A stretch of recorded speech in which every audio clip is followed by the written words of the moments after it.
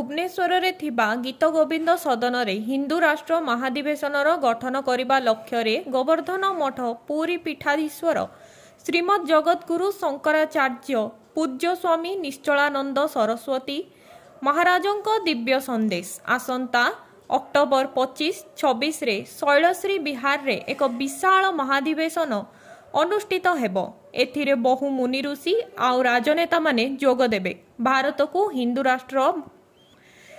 रूपे गठन करने एही महाधिवेशनर मूल लक्ष्य बोली मुखपात्र पंडित मातृप्रसाद मिश्र प्रकाश करछंती। बृहत भारतवर्षर परिकल्पना भितर श्रीलंका, नेपाल, भूटान, म्यांमार, बर्मादेश, बांग्लादेश, पाकिस्तान, अफगानिस्तान, बेलुचिस्तान, भारत ये जो बृहत भारतर परिकल्पना एवं आदि शंकराचार्य जो चतुर्दश ज्योतिर्लिंग 52 शक्तिपीठर उद्भासित कले एवं 4 धाम प्रतिष्ठा कले से समय आदि शंकराचार्य उद्घोषणा करथिले ए पदवी व्यास गति बा गुरु गतिर दायित्व होची शासक जदि केतबेले दिशाहीन हेबे से मार्गदर्शन करिवे एवं जदि मार्गदर्शन से ग्रहण न करिवे ताहले शासन तंत्र को रसातल रे पहुंची तेणु जगद्गुरु से तांको स्थान रे तांको जगह रे तांको परिचय रे पूरा एक बार मजबूत अछंती कहा को कौन दाबीपत्र देवा आवश्यक नहीं तांकर संदेश सरकार मार्गदर्शन से जो वार्ता देवे से वार्ता ही सरकार जो भाव में ग्रहण कर अनुकूल भाव में ग्रहण कले ठीक अच्छे प्रतिकूल भाव में ग्रहण कले ठीक अच्छे लक्ष्य उद्देश्य हिंदू अधिवेशन लहर आपण मान माध्यम झंझन पहुंचे आम समस्ते चाहूँगी पूज्य जगद्गुरुंकर अपेक्षा को चरितार्थ करने संकल्प को सफल करने यही परिप्रेक्षी रे मु आपण मानकर जदि यही संबंधी किसी प्रश्न थाए तार उत्तर रखी ता पूर्व आग्रह करी गोवर्धन पीठर पीठ परिषद महासचिव आम समस्त बड़ भाई परम आदरणीय इंजीनियर प्रशांत आचार्य महाभाग सी आपण को केवल 2 पद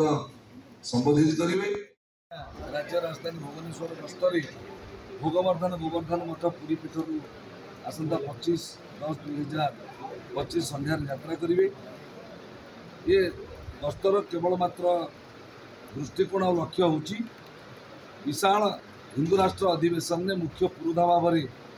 जगद्गुरु मार्गदर्शन करेंगे, आशीर्वचन प्रदान करेंगे बा संबोधन करेंगे। पूज्य जगद्गुरु प्राय 3.5 वर्ष पूर्व भारत हिंदू राष्ट्र हो ये कथा संकल्प कर सारी। आज भारतवर्षर प्रति कोण अनुकोण ये लहर चली गोवर्धन पीठर आरंभ होता लहर ओडिशा रे प्रथम थर पर ओडिशार राज्य राजधानी भुवनेश्वर में अधिवेशन नारे हिंदू सम्मिलनी नारे समस्त लोड़ा जाइए दल मत निर्विशेष समस्त सनातनी वैदिक आर्य हिंदू माने एकाठी हे पूज्य जगद्गुरु ठार मार्गदर्शन ने हिंदू राष्ट्र परिकल्पनार प्रारूप बुझे एवं पूज्य जगद्गुरु जो उद्गार करेंगे ये राज्य राजधानी में मु तो निश्चित भाव में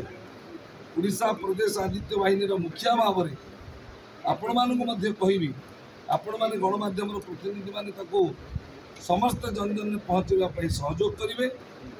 कार्यक्रम आम विशाल आयोजन कार्यक्रम करुचु समस्ते लगी कम आपण मैंने सहयोग करूँ जदि पाग प्रतिकूल न हुए हजार हजार जनता आज आप देखिए कार्यक्रम सफल करने पूज्य सच्चिदानंद सरस्वती जी महाराज रहे वरिष्ठ संत माने बाबाजी महंत असीमानंद दास जी, शंकरानंद गिरिजी महाराज, ब्रह्मानंद सरस्वती जी, सत्य चैतन्य महाराज, अनेक आमर बाया बाबा अनेक साधु सन्त निज आड़ आग्रह कर जगद्गुरु मंच में रहीकि मार्गदर्शन प्रेरणा